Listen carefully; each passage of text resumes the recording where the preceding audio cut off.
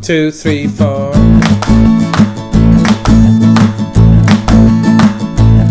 Hi there everybody, it's Libby. Welcome back to the Truly Myrtle podcast. I have got a ton of things to talk to you about today, so I'm just going to dive straight into it and should we see what I've been up to? I've had such a good month. I went to the Knit August Nights knitting retreat, boutique knitting retreat in Napier in the last week of August, so a couple of weeks ago now, and I flew down with a friend of mine and had just the best weekend. It was so much fun. I had a ball. So there's so much to tell you about it. I better tell you where you can find me first, hadn't I? I haven't even mentioned that. So I'm Truly Myrtle. I'm Libby. I'm the host of this podcast. This is a monthly podcast, so come and join me every month. You can sign up on YouTube, and you can find me all over the internet as Truly Myrtle. Truly Myrtle, I'm pretty much everywhere. So come find me, come and say hi. I've got a Ravelry group. I've got a bunch of patterns for sale on Ravelry, and yeah, just come and have fun with me. Right, so should I tell you about Knit August Nights? It was really good. So I arrived on the Friday morning in Napier.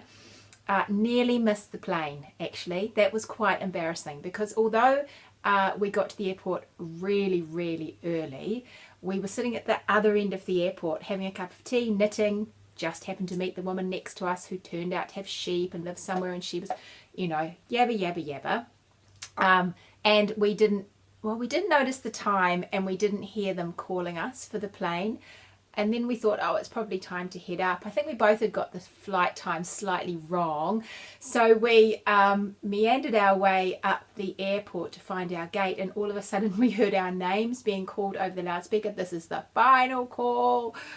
Oh my goodness, it was terrible. So we just ran. I don't think I've run so fast. I didn't actually realise how fit I was. That was quite amazing, but I was busting for the toilet, so it was terrible. I was just running as fast as I could. My friend was coming behind me carrying her big bag because I checked mine in, but she had online luggage, and I'm saying, I'll tell them you're coming. I'll tell them you're coming. And I was running, sprinting through the airport. Oh my goodness, we zoomed up to the gate. I think just in the nick of time, and the whole plane was waiting for us, and we were the last ones to get on, and we looked around thinking, oh, who else is going to this knitting retreat? We just held up the whole plane. So with our hearts pounding, we took off, and I hate flying anyway, so that was just doubly, worse. But what a start. So that's how we started, somewhat frantically trying to get on the plane. Anyway, we arrived in Napier. I love Napier. It's on the coast in the North Island of New Zealand, just on the east coast. Well, east coast. And it's beautiful, absolutely beautiful. I have a lot of family from Napier. My mother's family are all from that way. And so I spent a bit of time there as a child, and I love it. I could move to Napier, but we can't move to Napier because Mr. Myrtle doesn't have a job in Napier. So anyway, we arrived in Napier. We were met at the airport, which was really nice, by a little welcoming committee of people, none of whom I'd met before, but some of whom I knew from online. So that was really nice, and they took us off to the venue where the retreat was being held. So it was really fun. I was just super excited. I think I was quite chatty all weekend. I think I was like let out and just talked. I just had an absolute ball. So I met tons of people. I went to some absolutely fantastic classes. I went to 2 classes. One was that afternoon, the Friday afternoon, and it was run by Rhiannon from Stitch Seekers and Men in Knitwear. And she ran a class about your design sketchbook, which I just found absolutely fascinating. It was really interesting to do. She went to St Martin's in London, which was quite frankly the reason I decided to do the course, because if I could go anywhere it would be St Martin's in London. So I thought I just have to go and see what she has to say about design sketchbooks. So she talked us through the process that they did at St Martin's, which was just brainstorming ideas, but starting with a very narrow vision. So we were all given words, like a random combination of words. Mine was Celtic angels. And then from that, we had to brainstorm some ideas around it. So it was a really interactive class. And we had to pick, she showed us how to sketchbooks, and we had to pick images and sort of assemble them into something that reflected this vision that was happening in our head, and get really specific about that vision. I actually found that part really, really hard. And I thought about it afterwards. My pictures that I was picking up were just, it was just awful. It wasn't, immediately when I saw the words, I had an image in my head which really wasn't reflected by anything I think on the table. And then it occurred to me afterwards, I think I don't really get inspiration from pictures, really, 2D things. I think my inspiration comes from real tactile stuff. So I imagine that when I do a design sketchbook, which I am planning to do because I have a little collection that I'm doing in conjunction with someone for next year, and so I've got an image of how I want the theme for that to roll, and I'm going to do a design sketchbook for that. But I think I'll find things in nature, around me, colours, textures. I think that's how I'll be inspired. I think pictures, just maybe a few 2D pictures might appeal.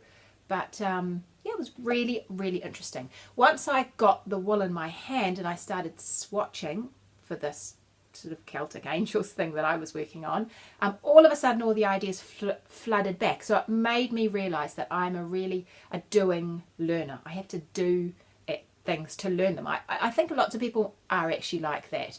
So I think they're called kinesthetic learners. Is that right? So you actually do something to learn it. It's a whole body experience, a tactile experience. So I think I must be very much that in some ways. Anyway, so I started knitting, and then I had this vision of this kind of layered thing, and there'd be different textures going on and weights, and I had an absolute ball. Rhiannon was very complimentary about my rather disastrous effort, I have to say, but so that was very kind of her. But yeah, it was such good fun. It was really good fun, and if you are ever in the vicinity of her doing that course, I thoroughly recommend it.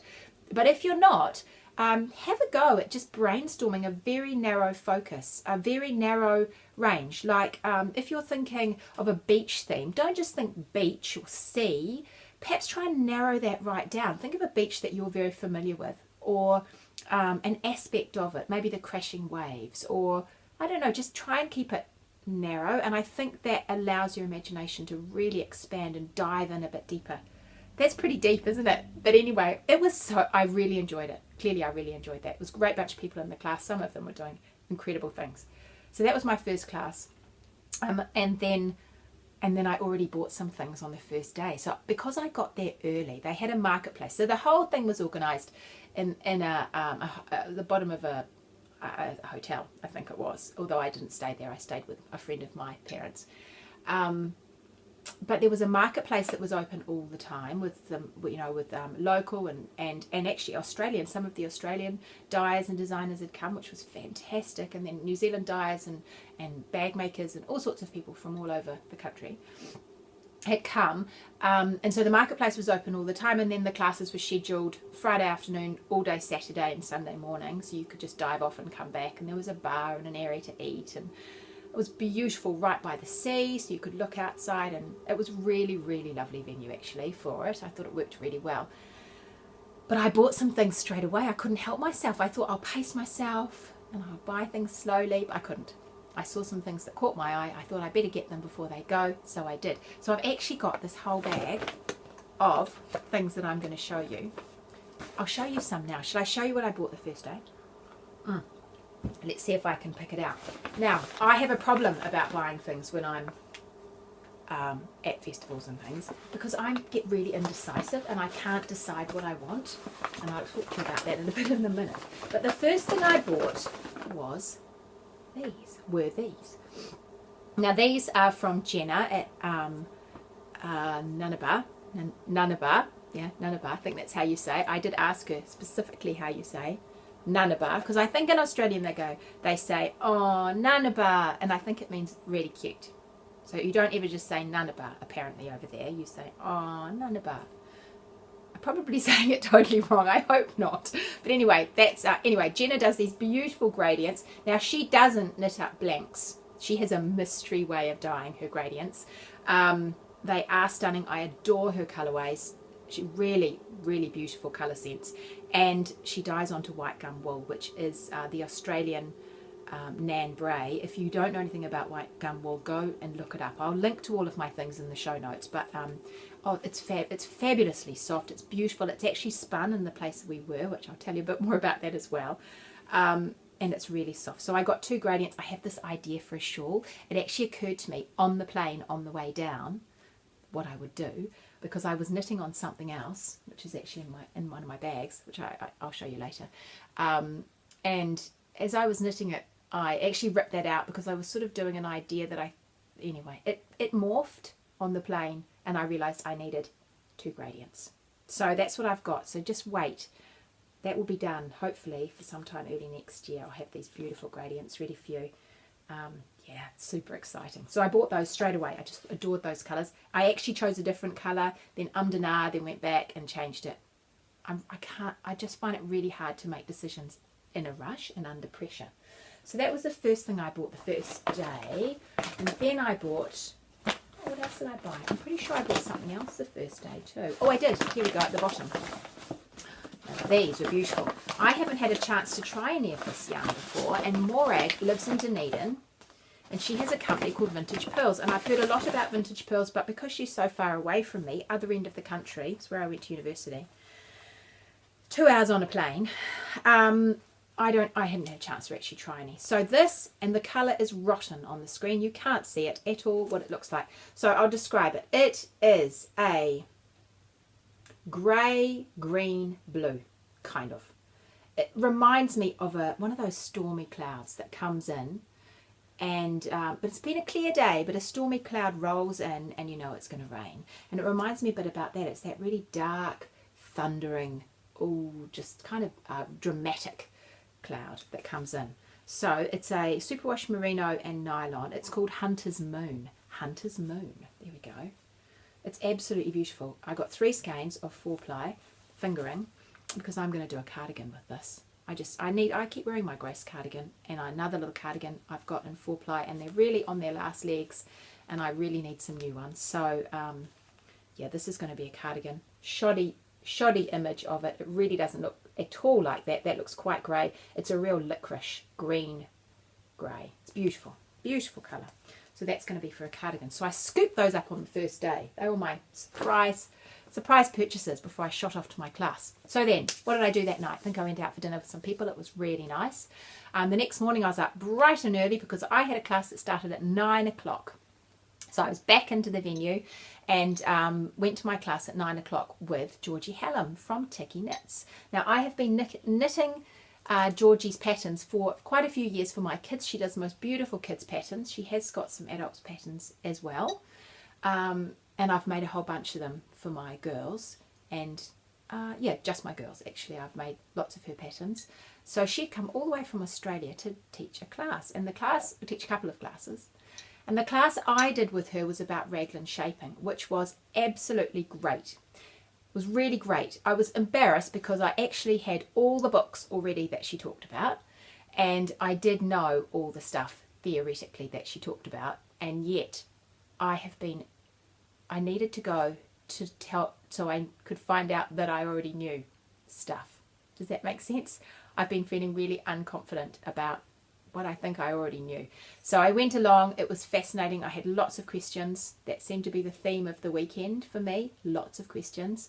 And it was really good just to be reminded that actually I do know stuff and I can do this and it's going to be fine. So that was great. It was a 3-hour class, and it was really interesting, and she is absolutely lovely, and it was a delight to meet her, and yeah, I'm really glad that she came over. So that was fantastic, and I came away feeling, right, I've got everything I need. Just get started, Libby. Get started with these cardigans, because I am a cardigan person, let's face it.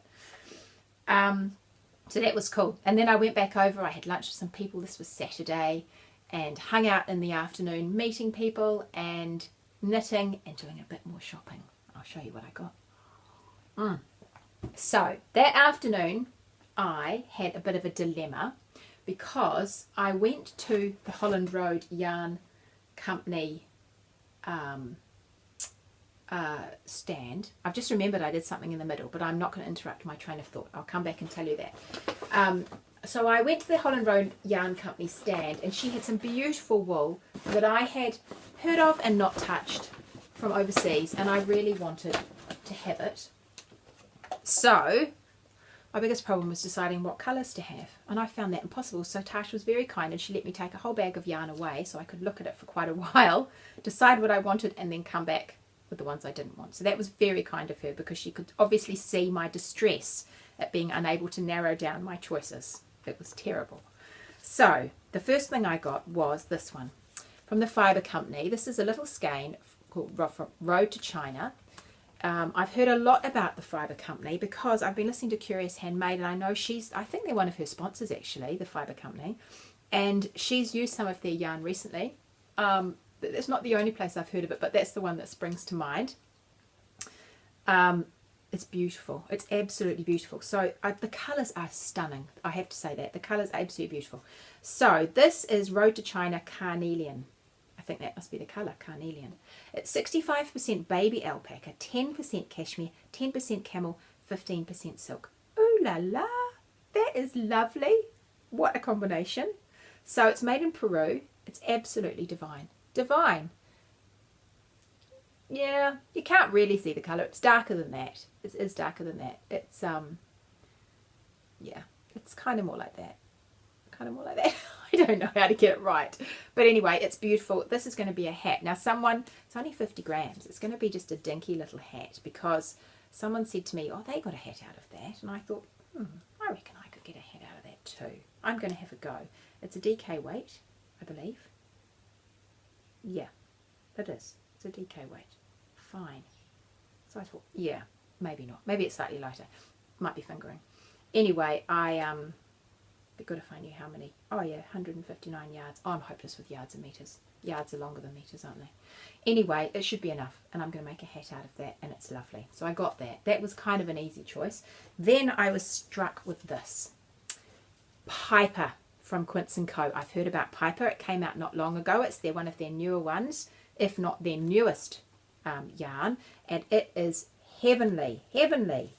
So I'm wanting to do a slightly bigger shawl. So this is a heavy lace weight, light fingering, and I wanted to do something that was multicolored. So these are the colors I've chosen. I'm trying to find out what's actually in it. Oh, here we are. 50% super fine Texas merino, 50% super kid Texas mohair. So it's Texas grown, Texas spun, and Texas dyed. And isn't it absolutely beautiful?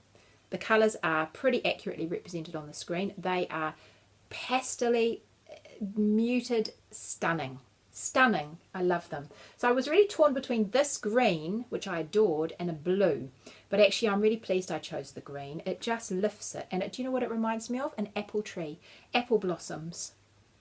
So that somehow I'm going to turn this into a shawl that will hopefully remind you of apple blossoms and apple trees as well. So I was kind of looking for spring colours, because we're going into spring. And I'm feeling like some spring colours, and I need a bit of a time lag to make some shawls to be ready for next year. So yeah, there we go. Spring. Isn't it beautiful? It's so soft and squishy. It's lovely. I really enjoy it. So I have to tell you what I was doing before that though.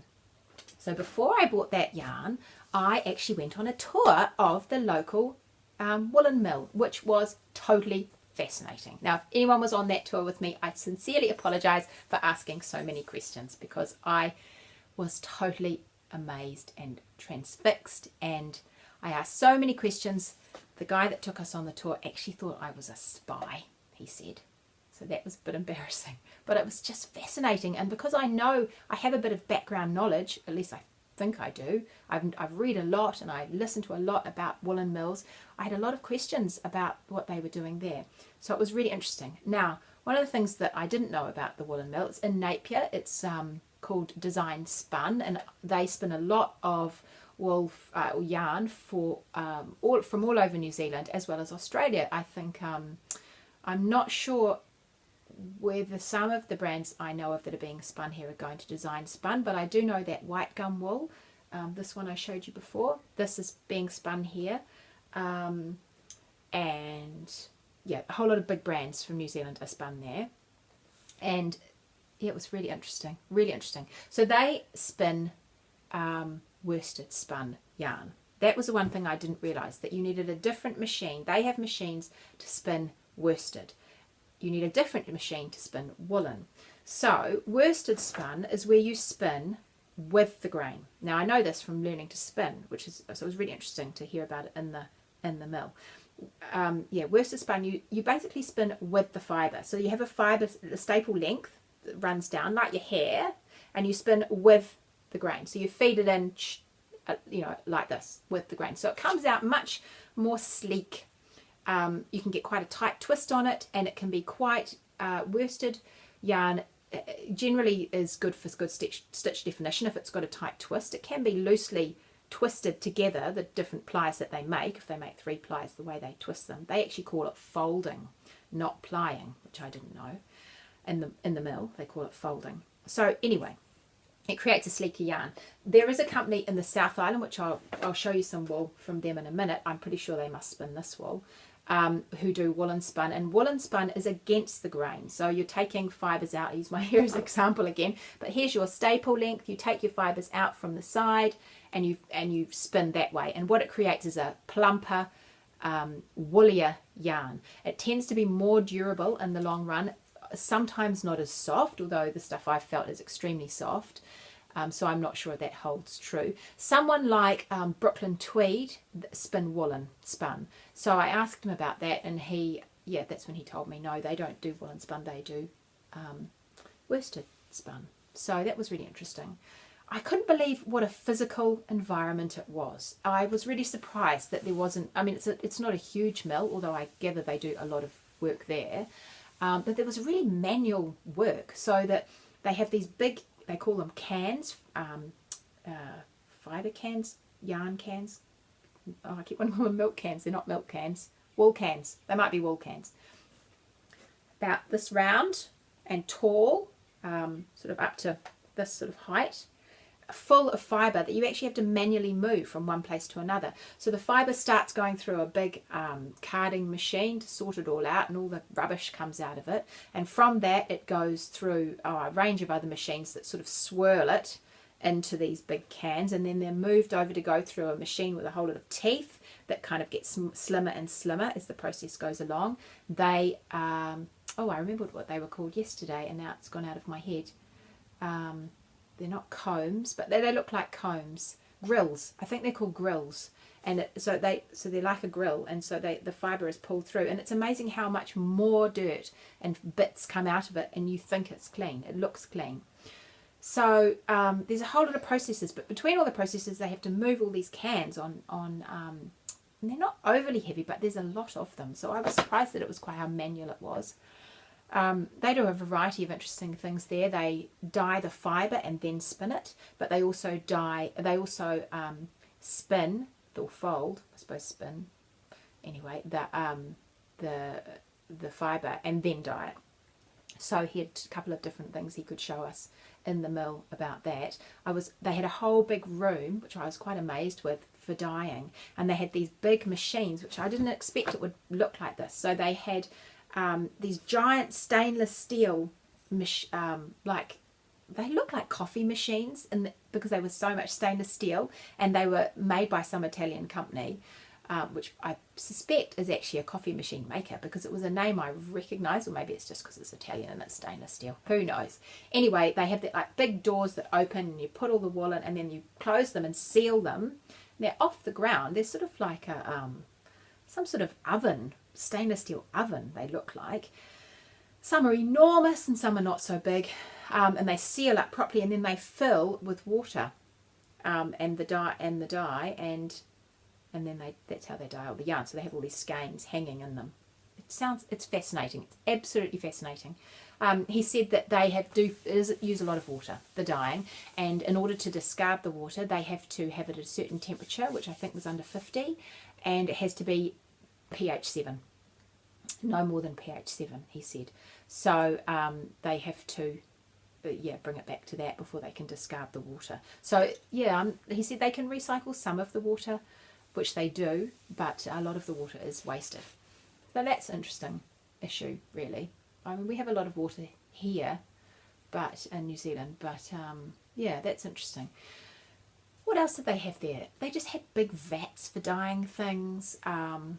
They had rooms for drying things. I asked them about the humidity because I was listening to the Woolful podcast a few months ago, and they were talking. She was talking to a mill owner in the States, and he was talking about the humidity, and they were having a discussion about the weather, I think, being very hot or cold outside and affecting the yarn inside, and having to have the mill inside at a certain temperature. And I think it's worse when it's very cold outside.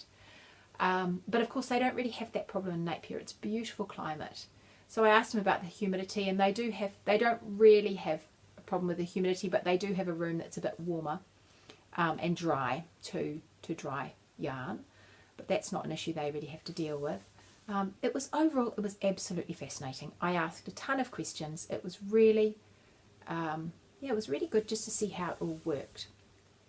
And we were there for about an hour and a half. It was a really long tour. It was really good. So if you're ever down that way, Skeins is the name of the factory and Design Spun is the name of the company that spins the yarn. Try and get in for a tour because it's really, really interesting. I think it's really interesting. There's machines that ball up yarn. It's amazing. They have he said they have a superwash process that is environmentally friendly. I actually asked him about that because I'd heard that. Apparently because normally with superwash yarn, you may or may not know, it's all stripped out with nasty chemicals, and then some sort of plastic coating goes on fibres. It's a funny old thing, superwash. I'm having a wonder about it, really. It's not ideal, superwash wool, but we're pretty addicted to it. I know a lot of people are here. There's a lot of superwash wool available. Anyway, Design Spun, this mill, seem to think they can do a superwash process that is environmentally friendly.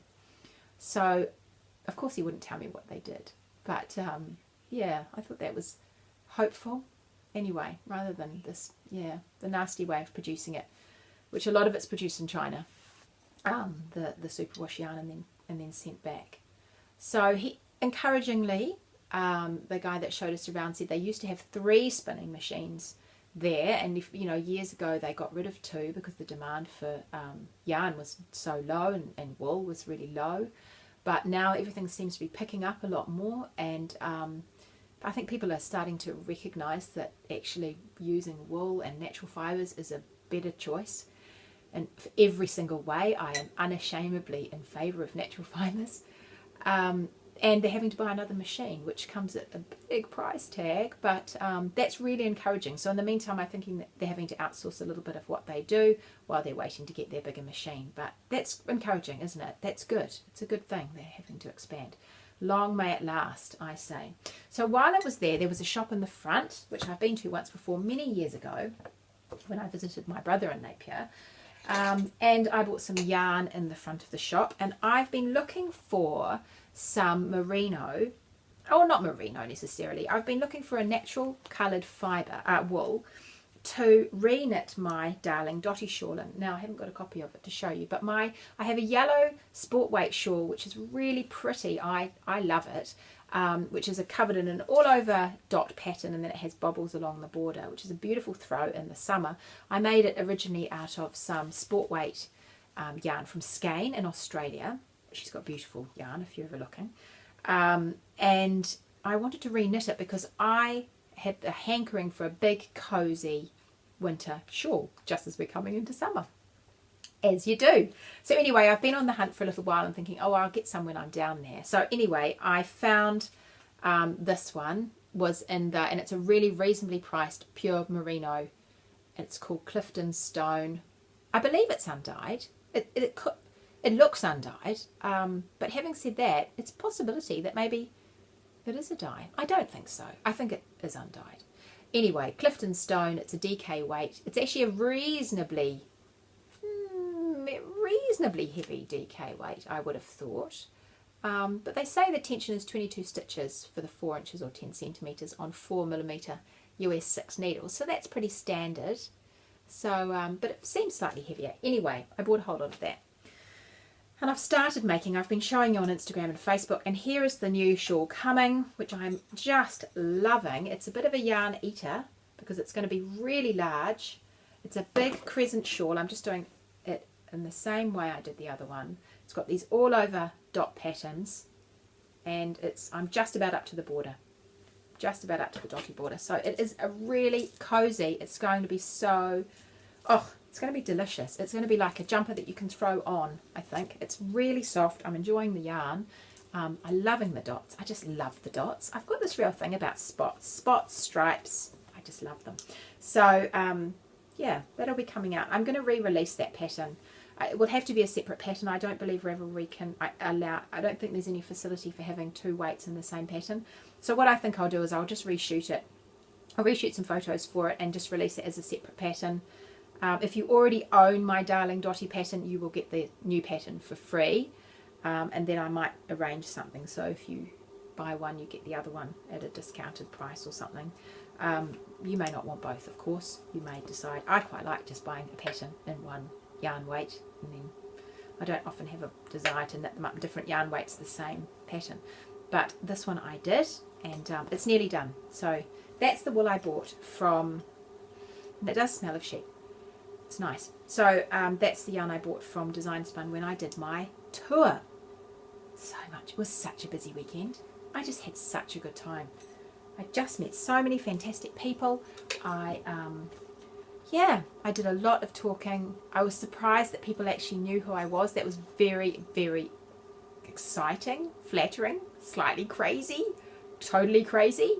But it was really good. It was really, really good. So it was funny actually, because when I was choosing this yarn, there was a little voice over my shoulder telling me, pointing me in certain directions and trying to help me with my dilemma about which yarn to buy. And she turned out to be someone that has done test knitting for me and chats to me on Facebook. So that was really nice. It was really, really nice to put some names to faces and to have lunch with some of you and just to and meet you. I really enjoyed that. So what did I do next? So I got back from the yarn trip, the yarn design place, Design Spun, the mill, and then I did some more buying. I didn't have a class in the afternoon. I was free for the afternoon, so I could just chat and talk, and went out for dinner again.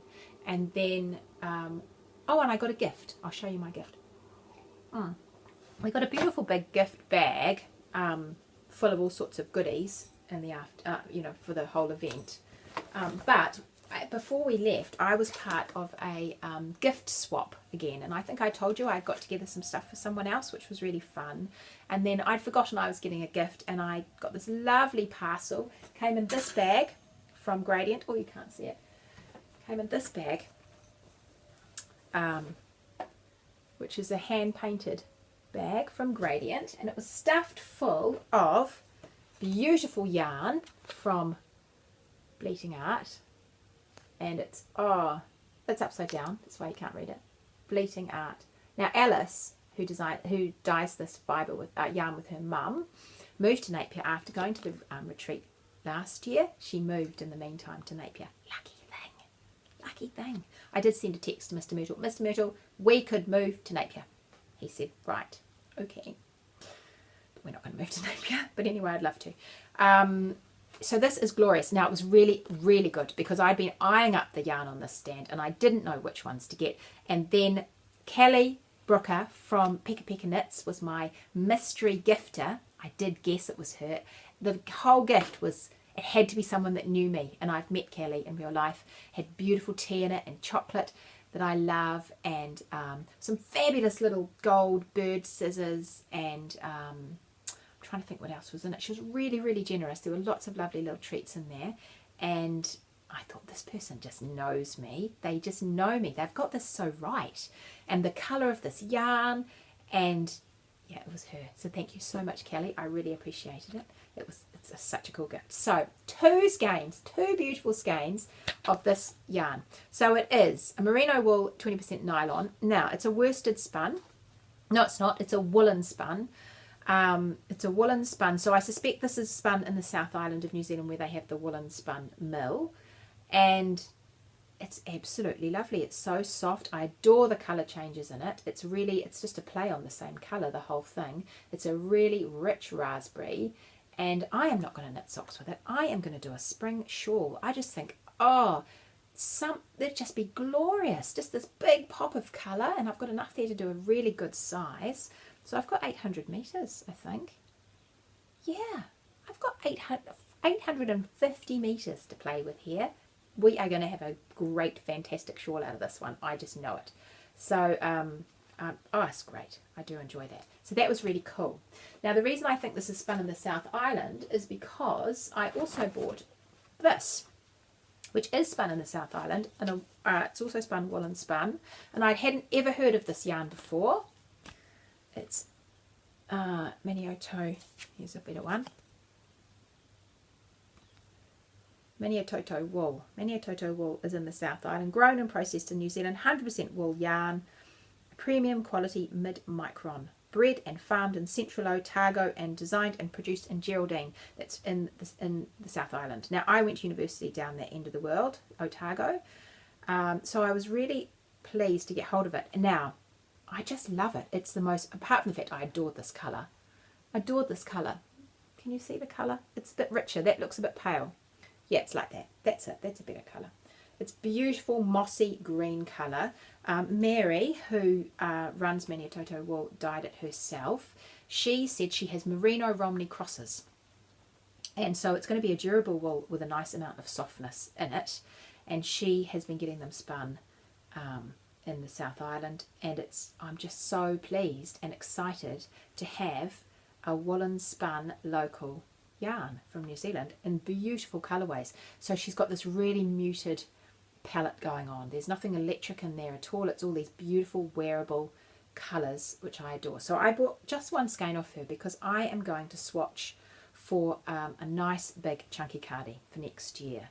So I decided I'd have a play with it, and when I knew how much I needed, I would go back to Mary and I would get her to send me the rest. I'd buy the rest off her to do a cardigan. And I just, oh, I love it. I absolutely love it. So that's really exciting. So it won't pill, it will pill a little bit because it's soft, but it will be pretty durable. And from my understanding and from talking to her, it will work perfectly with a lot of those Brooklyn tweed patterns because it's the similar kind of yarn to what he's producing there. I think it's slightly more durable than it might, yeah, it won't break or anything. I've heard that about some of the Brooklyn tweed. But it should knit up beautifully, and in fact she had knitted a couple of garments from the lookbook, one of them more recently, the Brooklyn Tweed lookbook, and they did look amazing, absolutely beautiful in it. So I'm feeling very inspired, very excited to find it, and so of course I had to buy some, so that's cool. Now what else did I get? I got this, and it came in a pretty bag. Move my big bag because it's now empty. I just love Malabrigo. Do you love Malabrigo too? So Deb from Knit and Stitch, who's a shop near me in Auckland, brought down all her Malabrigo, and I just thought I'm also want to do a jumper in Malabrigo. Now I got one with a tighter twist in the hopes that it will be slightly more durable than some of the other Malabrigo I've knitted with, which has been a single ply, soft as yarn that's really pilled. Hopefully this will be a little bit more hard wearing, and it's this beautiful mishmash of charcoal colours. It's just lovely, lovely. There's even slight pinky charcoals in there. So I know the colourway, and I'm going to swatch up for that too. So these are my plans. Can you see I've got a plan for next year? Next year is going to be about the garment. It is. I'm determined. I'm going to do this thing. I adore jumpers, cardigans. I adore them. I wear them a lot. I love them, and I'm going to do this. So I've got all these plans. Look, all these plans to do all these garments. It's going to be great. It's going to be great. I'm a little scared, but it'll be great. The last thing I got, which was something I've already swatched for, and I've already got a plan for a jumper in my head for, and written down, I haven't written the pattern out yet, is the beautiful Outlaw yarn, Bohemia worsted, in this licorice petrol. See if you can see the right colour. It is a green, black. Oh, it's glorious, glorious, glorious. So I'm really pleased I got to meet Deb from Outlaw Yarn, and she's just lovely, and her wool is divine. This is actually spun in Napier. It's a worsted spun, so it's that nice sleek yarn. This is 45% Polworth, 45% alpaca, and 10% possum. So it has that nice little halo, has both a cream and a dark halo from the possum and the alpaca. And it has the softness from the alpaca, and the Polworth, of course, is a beautiful soft cousin of merino, and I love it. I love worsted. I love Outlaw yarn. So she gave me, can you see behind me? told him to do my jumper. Thank you, Deb. That's amazing. I'm just going to do that now. It's so exciting. So I've actually already swatched for that. This is my swatch. It's going to be a bit of texture going on in that jumper. Fantastic. So I can't wait to get started. Once I've got some other things out of the way, that's the next thing on my list. So they were almost all my purchases. The last thing I bought was this bag. Isn't it pretty? Now, a friend of mine, she didn't know I bought this. This is a friend of mine in real life, has started a little company called 3 Bears Made. Can you see a cute little logo? 3 Bears Made. And she started making these project bags, and she is a good sewer.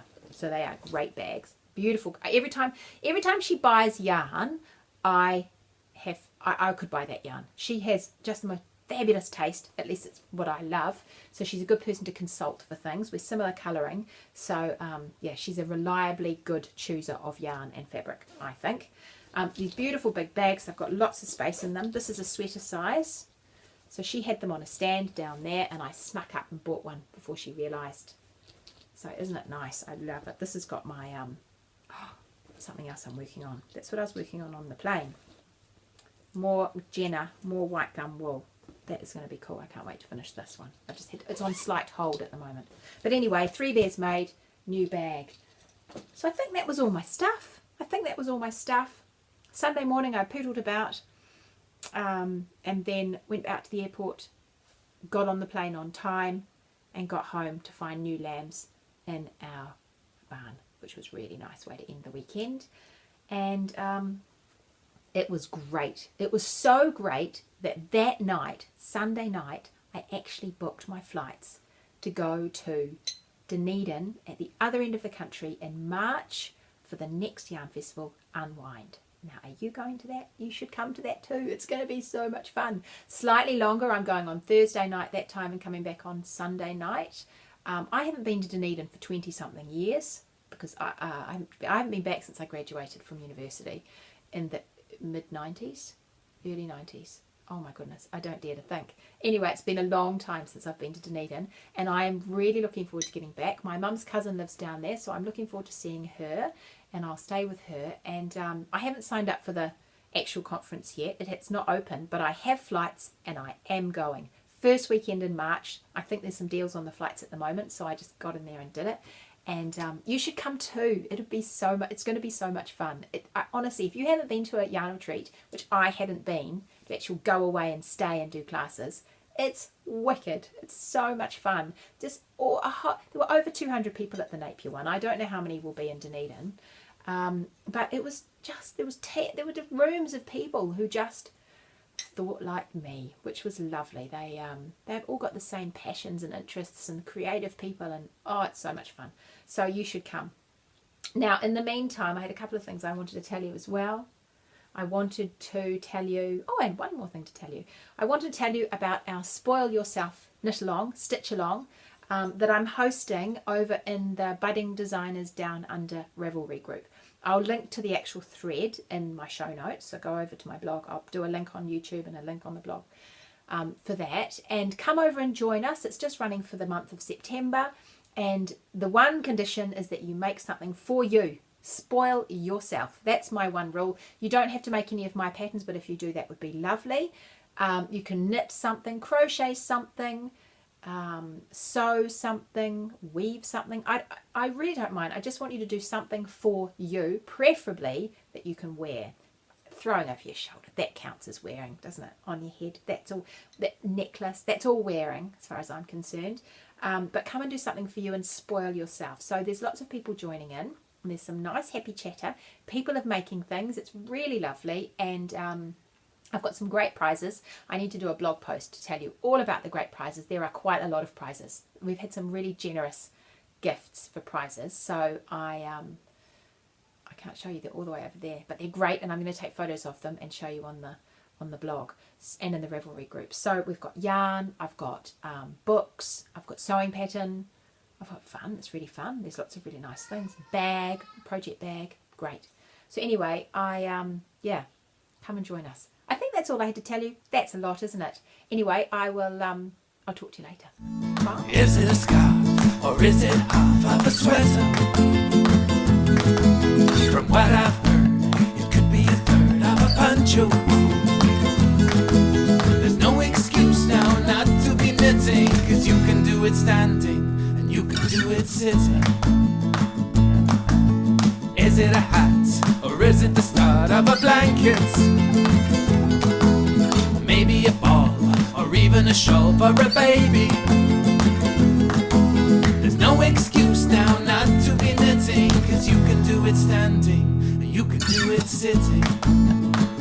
Take out your needles, we're casting on. 1, 2, 3, 4, 5. Once I got official love you, you can do it, Mary. You can do it, John.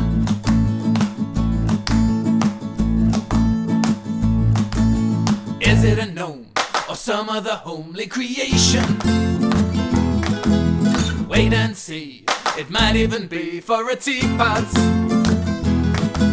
There's no excuse now not to be knitting, 'cause you can do it standing and you can do it sitting. Take out your needle, we're casting on. 1, 2, 3, 4, 5. Once I got official love you, you can do it, Mary. Yeah, you can do it, Mary. You can do it, Mary. And you can do it, John. Gilbert, what are you knitting? There. What are you knitting? Nothing, man. I crochet.